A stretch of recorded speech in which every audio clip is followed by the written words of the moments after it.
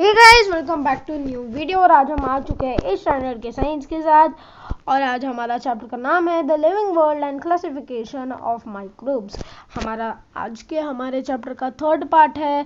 और चलिए पढ़ाई करते हैं। किंगडम फंगी, जैसे हमें पता है हमारे लास्ट पार्ट में किंगडम मोनेरा और किंगडम प्रोटेस्टा हो चुका था पार्ट 1 और 2 में। हमारा किंगडम फंगी बाकी था।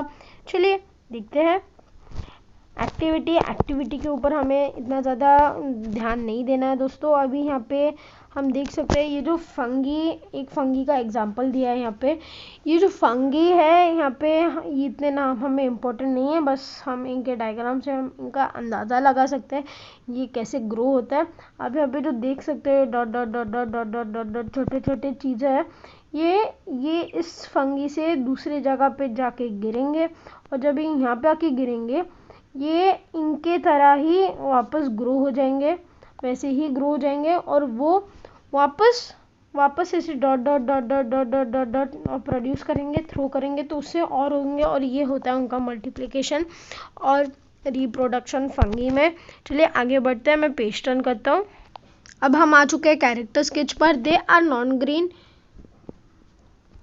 Eukaryotic heterotrophic organisms. Non green मतलब इनमें क्लोरोफिल पिगमेंट नहीं है, ये खुद का खाना नहीं बना सकते, इसलिए ये दूसरों के ऊपर डिपेंड है खाने के लिए, मतलब वो हेटेरोट्रोपिक है।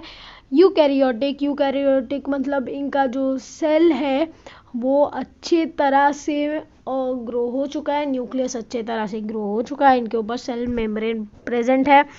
Their cell wall is made up of a tough and a complex sugar called chitin है।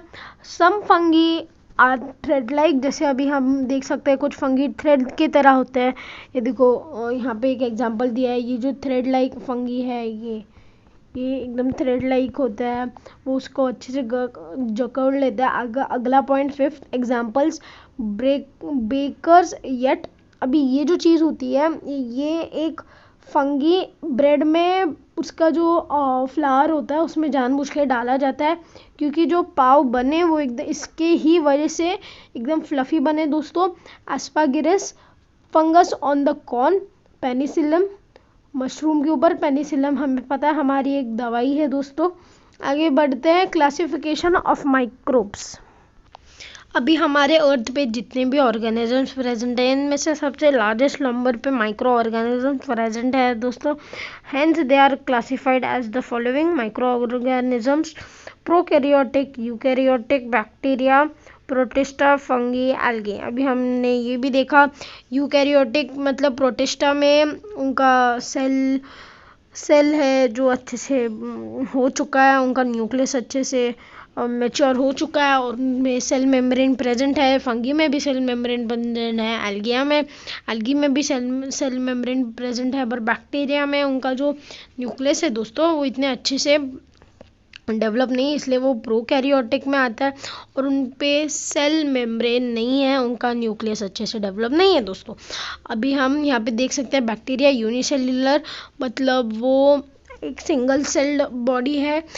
इंडिपेंडेंट पैरासिटिक ऑर्गेनिज्म, इंडिपेंडेंट है, पैरासिटिक भी है।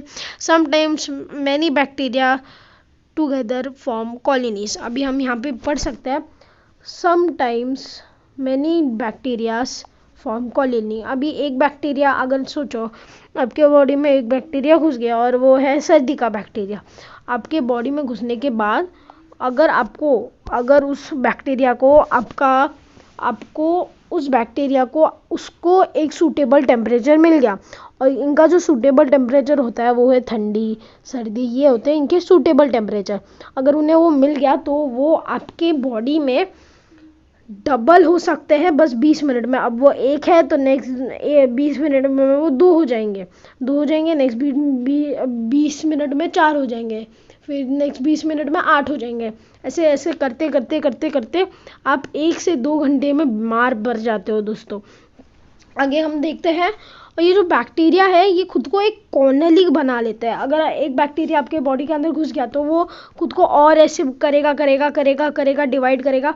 अगर यहाँ पे एक बैक्टीरिया है, उसने खुद को हाफ पार्ट में डिवाइड किया, यहाँ पे 2 बैक्टीरिया फॉर्म हो गए। ये 2 बैक्टीरिया ने खुद को हाफ पार्ट में डिवाइड किया, इनका एक बैक्टीरिया यहाँ पे फॉर्म हो गया, इसका एक बैक्टीरिया यहाँ पे फॉर्म हो गया, इसका एक बैक्टीरिया यहाँ पे फॉर्म हो गया, इसका एक बैक्टीरिया यहाँ पे फॉर्म हो गया।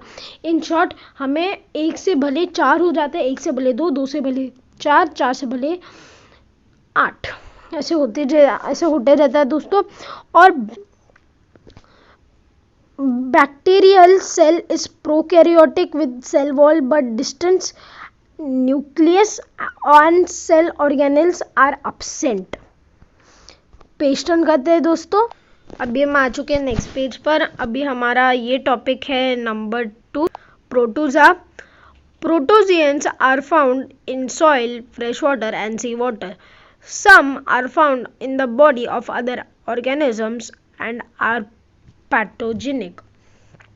कुछ जो प्रोटोजियंस होते हैं वो सॉइल में पाए जाते हैं, फ्रेश वाटर में पाए जाते हैं, सी वाटर में पाए जाते हैं, और कुछ अदर बॉडी उसके ऑर्गेनिज्म में भी पाए जाते हैं और एनिमल्स के भी ऑर्गेनिज्म में पाए जाते हैं। They are unicellular organisms where eukaryotic sales.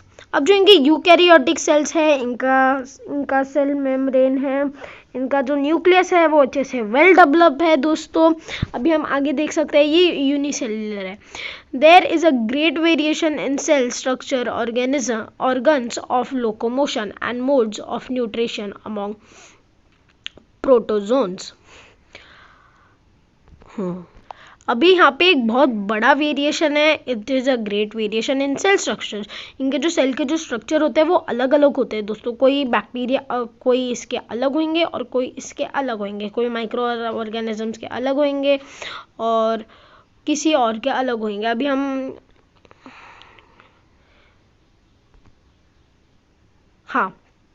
हम और देख सकते हैं these organisms reproduce by simple cell division.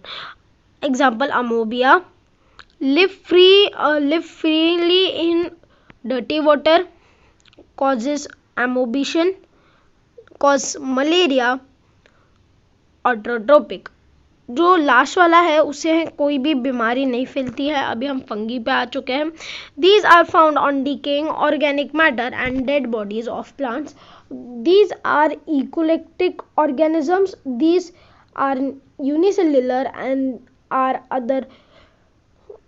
are visibly with naked eyes। अब ये जो फंगी होती है वो अलग दूसरे माइक्रो ऑर्गेनिजम्स की तरह नहीं होती है। वो हम उनको खुद के आंखों से देख सकते हैं, पर ये माइक्रो ऑर्गेनिजम्स हो भी सकते हैं, नहीं भी हो सकते। जैसे मशरूम एक फंगी है पर वो एक माइक्रो ऑर्गेनिज्म नहीं है। यहाँ पे और दिया गया सेट्रोट्रॉपिक है, वो absorb the food on decaying organic matter. अभी ये हम और जगह पे पढ़ चुके हैं, मैं इसे बार बार एक्सप्लेन नहीं करूँगा। They reproduce sexual and asexual by cell division और budding. Example, bakers yeast, mushroom and candida algae.